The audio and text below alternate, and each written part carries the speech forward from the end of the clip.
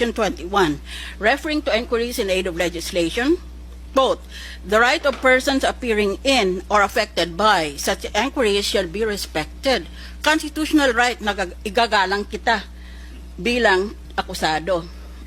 I will not bully you. I will not attempt to outshout you. So I hope you'll show me the same courtesy by telling the truth, the whole truth, and nothing but the truth.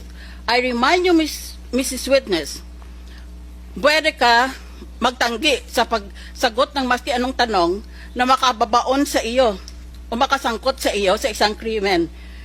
Karapatan mo yan. Pero wala kang karapatan magsabi ng sinungaling. Pag nagsinungaling ka, lagot ka.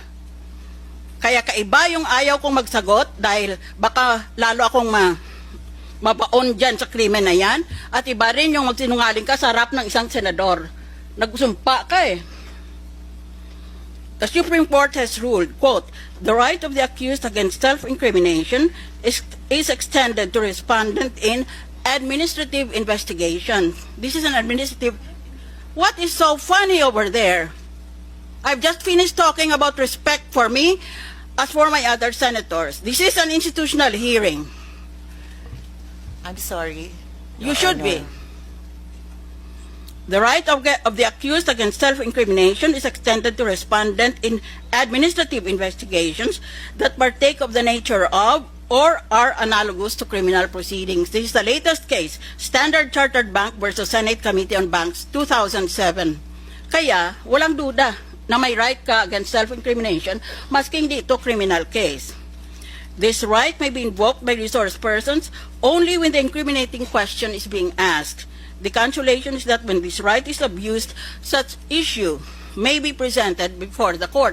Kung ayaw mo ng ruling namin, mamaya pag sinabi mong ayaw ko magsagot dahil baka masangkot ako, at sa tingin ko hindi ka masasangkot ng pagtatanong ko, at sabihin mong ayaw ko, mag-aapila ko sa chair ng committee o kaya magre-recess kami. Pero hindi ikaw ang magdedesisyon.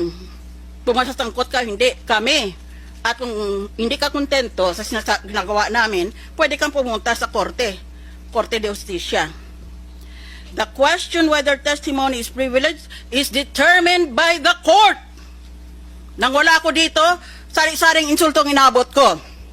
Dahil yung tao na kasapi ng Senado, hindi man lang college graduate, hindi abogado, kailanman hindi na-practice kung ano nung pinagsasabi na may kapangyarihan itong Senate Committee